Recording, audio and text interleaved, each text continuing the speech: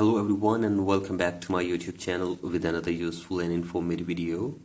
So guys, in this video I'm going to show you how to fix pages and tab label right now problem on Instagram. So guys, if you're facing this issue here, I will show you how can you fix it. So guys, for that you have to simply watch this video till the end. So guys, first of all, drag down your control center and make sure that your internet connection is working properly and you're using a strong internet connection on your device. So guys, do this and check if the problem is fixed or not, and if the problem is still there, then you have to simply open settings in your device and then go to general and then go to date and time and set your date and time from here. Then go to language and region and tap on region and select your country or region correctly. Then go to VPN and device management and connect your device with an available VPN and check. After this, go back and then tap on transfer reset iPhone, tap on reset and reset network settings of your device for one time as well.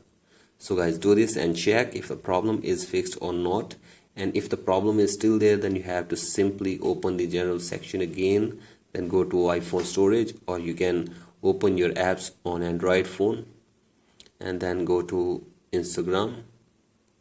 Offload your Instagram app or uninstall Instagram app on your Android phone. Then you have to simply go to home screen and restart your device for one time.